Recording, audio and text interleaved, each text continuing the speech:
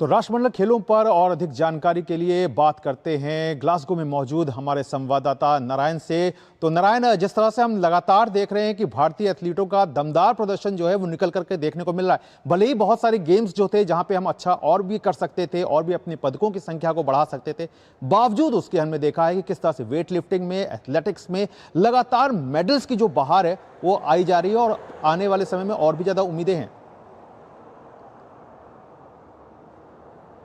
जी बिल्कुल गौरव, देखिए जिस तरह से ट्रैक एंड फील्ड के प्रदर्शन, किस तरह का ट्रैक एंड फील्ड जो एक ऐसा डिसिप्लिन है जिसमें हम पहले कमज़ोर माने जाते थे, लेकिन आज ट्रैक एंड फील्ड में हम काफ़ी उभर कर आए हैं। जिस तरह से गुलवीर ने एक स्ट्रॉन्ग पूल ऑफ जो लॉन्ग डिस्टेंस रनर थे उनके बीच में सिल्वर पदक जीता, वो भी कंडीशन काफ़ी विपरीत थी। देखिए तो काफ़ी बारिश हो रही थी, उसके बावजूद भी उन्होंने जो अंतिम क्षणों में अपना जोर लगाया और देश को एक सिल्वर मेडल जिताया। काफ़ी कह सकते हैं कि एक बड़ी उपलब्धि है भारतीय ट्रैक एंड फील्ड के लिए। और ट्रैक एंड फील्ड जो एक गौरव डिसिप्लिन है, वो ओलंपिक और मेगा स्पोर्ट्स इवेंट जो मल्टी स्पोर्ट्स इवेंट होते हैं, चाहे एशियन गेम्स हो, ओलंपिक्स हो, चाहे कॉमनवेल्थ गेम्स हो, उसका एक अहम हिस्सा होता है।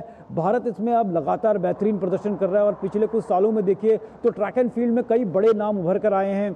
चाहे अगर वो गुरिंदर वीर ने 100 मीटर का जो नेशनल रिकॉर्ड बनाया था पिछले महीने रांची में जो फेडरेशन कप था, और उसके अलावा विशाल टीके का रिकॉर्ड देखिए, चाहे अश्विनी शंकर का रिकॉर्ड देखिए, तो तमाम रिकॉर्ड हमारे ट्रैक एंड फील्ड में बन रहे हैं। और जिस तरह से कल गुलवीर ने कहा कि वो आने वाले एशियन गेम्स और ओलंपिक्स की भी अब तैयारियां कर रहे हैं, तो उसमें भी उनकी कोशिश होगी कि पदक दिलाएं। और जो सरकार से उनको सुविधाएं मिल रही हैं गौरव, उन्होंने खुद कहा कि वो 2 महीने से यूएस में ट्रेनिंग कर रहे थे ताकि वो कॉमनवेल्थ गेम्स के लिए जो प्री टूर्नामेंट ट्रेनिंग होती है उसके लिए अपने आप को पूरी तरह तैयार कर सके। तो एक आमूल चूल परिवर्तन भारतीय खेलों में आपको नजर आ रहा है, चाहे वो उन खेलों में भी जिनमें पहले स्ट्रांग नहीं थे, उसमें भी अब बहुत अच्छा और बहुत बेहतरीन प्रदर्शन कर रहे हैं। नारायण, जल्दी से आपसे ये जानना चाहेंगे कि आज कौन कौन से मेडल्स जो है जिन पे भारतीय दल की नज़र होगी। साथ ही साथ बॉक्सिंग से एक बहुत अच्छी खबर है, क्योंकि एक जीत के बाद यहाँ पे मेडल्स का जो सीन है वो कम से कम टीम इंडिया के लिए पक्का हो जाएगा, भारतीय दल के लिए पक्का हो जाएगा।